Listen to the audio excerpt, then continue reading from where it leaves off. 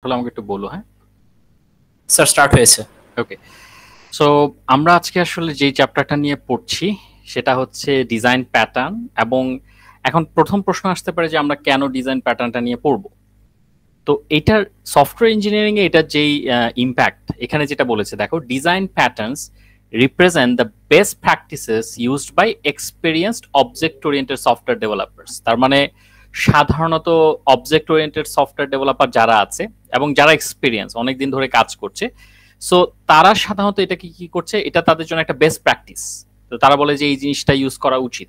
এখন এই ডিজাইন প্যাটার্নটা আসলে কি, বুঝলাম যে হ্যাঁ বেস্ট প্র্যাকটিস, আমরা এটা ইউজ করব, এই ধরনের প্যাটার্ন ইউজ করব কোড করতে গেলে, সফটওয়্যার করতে গেলে, বাট অ্যাকচুয়ালি এটা কি জিনিস।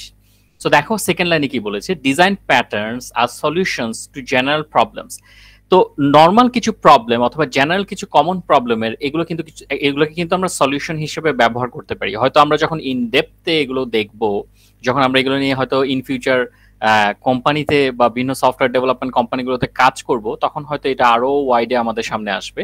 বাট এখন আপাতত আমরা যেটা বুঝতেছি যে জেনারেল কিছু প্রবলেমের যে সলিউশন গুলো আছে সেগুলোকে আসলে ডিজাইন প্যাটার্ন বলা হচ্ছে। এবং that software developers faced during software development, এই যে আমি যেটা বললাম যে যখন আমি ডেভেলপ করতে যাব, একদম যখন এটা মানে ডেভেলপমেন্ট পারপোজে চলে যাবে, যেটা একদম ইউজারদের কাছে পৌঁছবে, এরকম সফটওয়্যার নিয়ে যখন আমরা কাজ করব, তখন হচ্ছে আমাদের এইটা সলিউশন আকারে কাজ করে এবং আমাদের জন্য সলিউশন আকারে আমরা ব্যবহার করতে পারবো আর কি।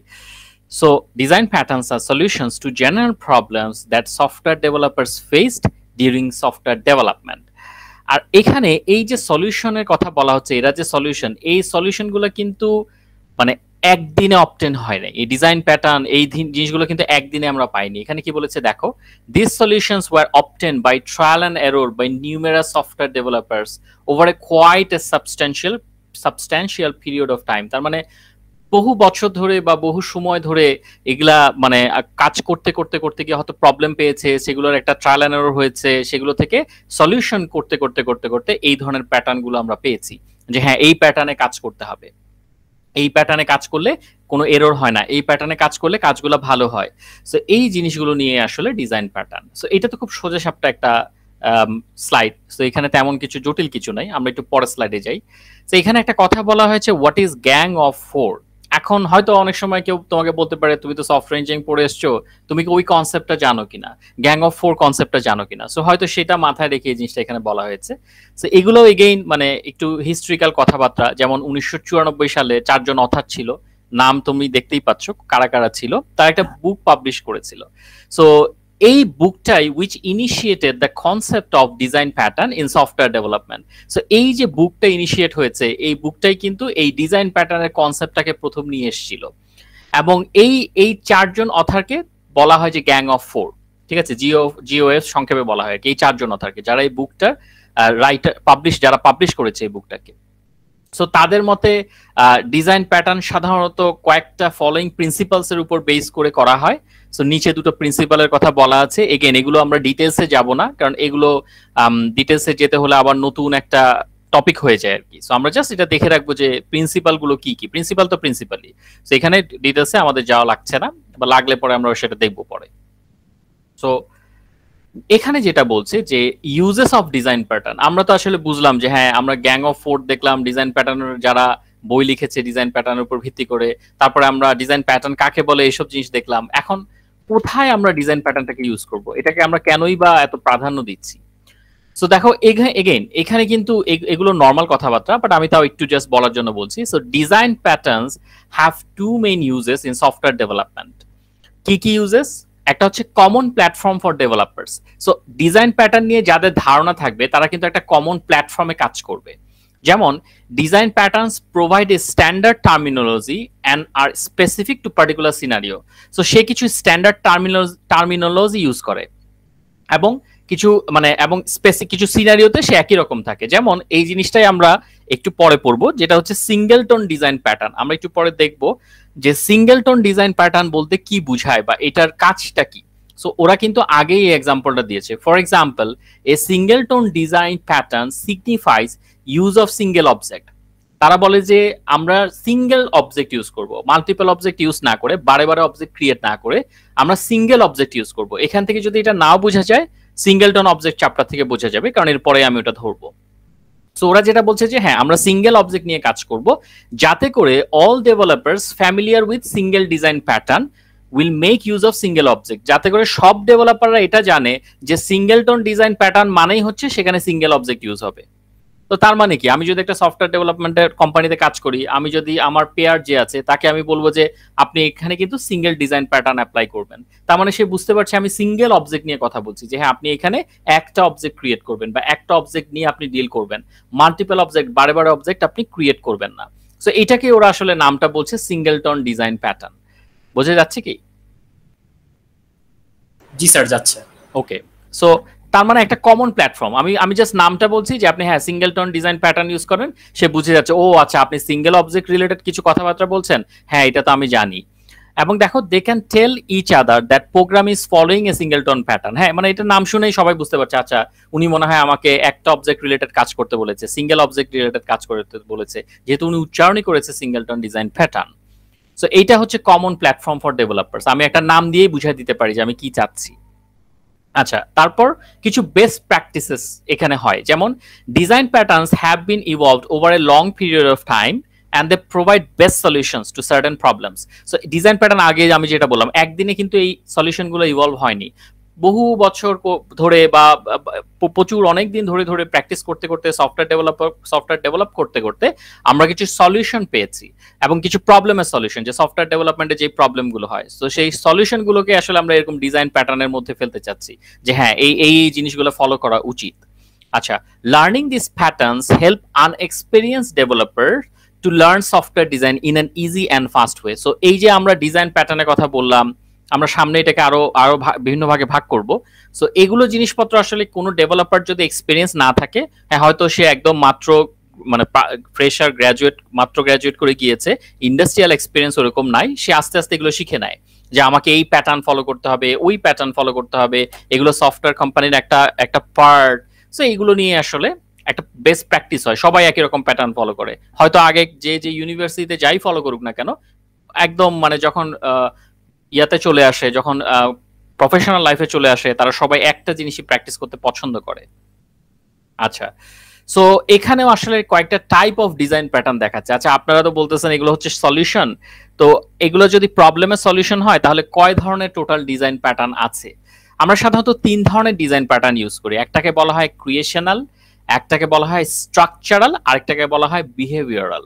সো এখন আমরা এই 3 ধরনের ডিজাইন প্যাটার্নই দেখব, বাট এখান থেকে না দেখে আমি একটু আলাদাভাবে দেখাবো, যাতে করে জিনিসটা এখানে একটু হয়তো কয়েকটা ওয়ার্ডের একটু মানে ভাবগম্ভীর ওয়ার্ড আছে, বাট আমি এখানে একটু চেষ্টা করবো যে ইজি ভাবে কিভাবে দেখানো যায়। সো ক্রিয়েশনাল প্যাটার্ন, স্ট্রাকচারাল প্যাটার্ন আর বিহেভিয়ার প্যাটার্ন, আমি আগেই বলে দিই এই তিনটা হচ্ছে ডিজাইন প্যাটার্নের তিনটা পার্ট, ক্রিয়েশনাল, স্ট্রাকচারাল, বিহেভিয়ারাল, যেটা আর কি। আমরা এখন দেখবো হচ্ছে ক্রিয়েশনাল প্যাটার্নটা কাকে বলে। সো আমি এখানে এটা একটু লিখেছি, খেয়াল করি আমরা যদি এখানে একটু তাকাই তাহলে আমরা দেখতে পাবো in software engineering creational design patterns are design patterns that deals with object creation mechanism। তার মানে এগুলো হচ্ছে, এটা একটু মনে হয় কেটে যায়, আচ্ছা এগুলো হচ্ছে এমন এক ধরনের প্যাটার্ন যেই প্যাটার্নটা ডিজাইনটা বলে যে এমন ভাবে ডিজাইন করবে যাতে করে অবজেক্ট ক্রিয়েট হয় এবং সেখানে মানে অবজেক্ট ক্রিয়েশন মেকানিজম নিয়ে ডিল করবে সে। ঠিক আছে, এই প্যাটার্নগুলো হচ্ছে ডিল করে অবজেক্ট ক্রিয়েশন মেকানিজম নিয়ে, trying to create objects in a manner suitable to the solution. এবং এই ডিজাইন প্যাটার্নগুলো হচ্ছে কি করে, যে এমন ভাবে অবজেক্টগুলো ক্রিয়েট করার চেষ্টা করে যাতে তারা সিচুয়েশনের সাথে সুইটেবল হয়। যেমন হয়তোবা তারা বলে যে হ্যাঁ এখানে এই কয়টা অবজেক্ট লাগবে, এই অবজেক্টের সাথে এই অবজেক্টের কানেকশন লাগবে, এরকম, বাট তাদের ডিলিংস হচ্ছে অবজেক্ট নিয়ে। আমি আবারও পড়ে দেখাই, in software engineering creational design patterns are design patterns that deal with object creation mechanism. তারা সাধারণত অবজেক্ট ক্রিয়েশন নিয়ে মাথা ব্যথা, তাদের অন্য কিছু না, এই মেকানিজম গুলো নিয়ে তারা মাথা ব্যথা করে থাকে। আচ্ছা, trying to create objects in a manner suitable to the situation, এবং তারা সবসময় চেষ্টা করে সিচুয়েশনে স্যুট করে, সিচুয়েশনে খাপ খায়, ম্যাপ হয় এমন ভাবে অবজেক্টটা তৈরি করতে। The basic form of object creation could result in design problems. এখন আমরা যখন নরমালি অবজেক্ট ক্রিয়েট করি, নরমালি অবজেক্ট ক্রিয়েট করার যে বেসিক ফর্মটা আছে সেটা মাঝে মাঝে প্রবলেম তৈরি করতে পারে ডিজাইনে। নরমালি আমরা যে অবজেক্টগুলো তৈরি করি, ধরো আমরা একটা অবজেক্ট তৈরি করলাম, দুইটা অবজেক্ট তৈরি করলাম, তিনটা অবজেক্ট তৈরি করলাম, তো এমন হতে পারে এই কেন প্রবলেমগুলো হবে, কেন প্রবলেম তৈরি হবে, এটা আমরা একটু পরের চ্যাপ্টারে দেখবো। আপাতত আমরা একটা ভাইব নিচ্ছি যে কি হতে পারে। সো এই যে আমরা নরমাল অবজেক্টগুলো ক্রিয়েট করি, এখানে কিন্তু মাঝে মাঝে প্রবলেম অ্যারাইজ করতে পারে, ঠিক আছে, we might face some problems. So এই যে ডিজাইন, এই যে ক্রিয়েশনাল ডিজাইন প্যাটার্ন, তার কাজই হচ্ছে এই, অথবা ওরা বলেও দিয়েছে added complexity to the design. এই অবজেক্ট ক্রিয়েশনের ফলে হয়তো আমাদের ডিজাইনে প্রবলেম হয় অথবা কমপ্লেক্সিটি অ্যাড হয়ে যায়। সো ক্রিয়েশনাল ডিজাইন প্যাটার্ন সেখানে অনেকটা একটা রেস্কিউয়ার হিসেবে আসে। So creational design pattern solve this problems by somehow controlling this object creation. সে অবজেক্ট ক্রিয়েশন গুলোকে কন্ট্রোল করে। সে হয়তো এরকম বলে যে আপনি অবজেক্ট ক্রিয়েট করতে থাকবেন না, আপনি ধরেন অবজেক্ট ক্রিয়েট করছেন, আপনি আনলিমিটেড অবজেক্ট ক্রিয়েট করেই যাচ্ছেন, এটা আমি করতে দেব না। সো তার হয়তো কিছু লিমিটেশন আছে, তার হয়তো কিছু রুলস আছে যে এটা করা যাবে না, ওইটা করা যাবে না, according to design patterns, creational design patterns, ঠিক আছে। সে হয়তো তার হয়তো কিছু প্রিন্সিপালস আছে, সো সেগুলো ফলো করে আমাকে কোডটা করতে হয়। সো বোঝা যাচ্ছে যে ক্রিয়েশনাল ডিজাইন প্যাটার্নস অ্যাকচুয়ালি কার দিকে ফোকাসড? জি স্যার, বুঝা যাচ্ছে। ওকে, সো তারা কিন্তু অবজেক্ট বেসড, এবং এই জিনিসটার উপর বেস করে কিন্তু আমরা সিঙ্গেলটন ডিজাইন প্যাটার্ন পরের চ্যাপ্টারে দেখব। আচ্ছা, সো আমি ক্রিয়েশনাল ডিজাইন প্যাটার্নের কথা বললাম, ওকে ফাইন। দেন আমার ক্রিয়েশনাল ডিজাইনের পরে ছিল স্ট্রাকচারাল প্যাটার্নস। তাহলে স্ট্রাকচারাল প্যাটার্নসটা কিরকম, এটা আমরা এখান থেকে দেখব। স্ট্রাকচারাল ডিজাইন প্যাটার্ন, আমি এটাকে একটু বড় করে নিই, এখানে আমার অ্যাডটা হচ্ছে না। আচ্ছা, অ্যাডটা আমি করি নাই, থাক, অ্যাডটা থাক, অসুবিধা নেই। So structural design patterns R concerned with how classes and objects can be composed to form larger structures। তার মানে ওরা বলছে যে আমার ক্লাস এবং অবজেক্ট কিভাবে একসাথে কম্পোজ করতে পারি। আমরা এগুলো আগে করেছি না, আমরা যখন আগে কোড করেছি মনে পড়ে যে ক্লাসেস অবজেক্টস এগুলো নিয়ে আমরা ডিল করেছি। জি স্যার। এবং এগুলো মিলিয়ে একটা অবজেক্ট অন্য ক্লাসের একটা অবজেক্ট দিয়ে, হ্যাঁ, অন্য ক্লাসের মেথড কল করি। জি স্যার, মানে এক্সটেন্ড করা, তারপরে স্যার ইনহেরিট করা। এক্স্যাক্টলি এই যে জিনিসগুলা, এই ইনহেরিট করা, এক্সটেন্ড করা, এগুলোর ফলে কি হয়, একটা লার্জার স্ট্রাকচার তৈরি হয় না? জি স্যার, একটা স্ট্রাকচার তৈরি হয়। এটাকেই ওরা বলছে স্ট্রাকচারাল ডিজাইন প্যাটার্নস। এবং ওরা বলছে দেখো, the structural design pattern simplifies the structure by identify the relationship. কার সাথে কার রিলেশনশিপ থাকবে, কোনটা ইনহেরিট করবে, কোনটা এক্সটেন্ড করবে, কোনটা চাইল্ড, কোনটা প্যারেন্ট, এইভাবে করে সে একটা বড় স্ট্রাকচার তৈরি করে। সো এইখানেও তো আমাকে একটা ডিজাইন রাখতে হবে, একটা প্যাটার্ন রাখতে হবে, না হলে পরে তো উল্টাপাল্টা হয়ে যাবে। একটা যদি ব্লুপ্রিন্ট না থাকে বা একটা যদি ফরম্যাট না থাকে, তাহলে পরে তো আমি যাকে খুশি তাকে ইনহেরিট করব, যাকে খুশি তাকে এক্সটেন্ড করব, ব্যাপারটা এরকম না। সো ওরা কিন্তু এই জিনিসগুলো নিয়ে ডিল করে, বোঝা যাচ্ছে? জি স্যার। আচ্ছা, লাস্টলি হচ্ছে behavioural pattern. So behavioural pattern কি জিনিস? বিহেভিয়ারাল প্যাটার্নটা হচ্ছে আরো আরো আরো মানে মজার। এই যে ঈদ মেগা অফার চলে আসছে। আচ্ছা, বিহেভিয়ারাল ডিজাইন প্যাটার্নস হচ্ছে, behavioural design patterns R concerned with the interaction and responsibility of objects. তার মানে এরা হচ্ছে অবজেক্টের সাথে অবজেক্টের যে কমিউনিকেশন। আমরা অনেক সময় এটা করি না, একটা অবজেক্ট ক্রিয়েট করি, আরেকটা অবজেক্ট ক্রিয়েট করি, বা দুটো অবজেক্ট কমপ্লিটলি আলাদাভাবে কাজ করে, ঠিক আছে।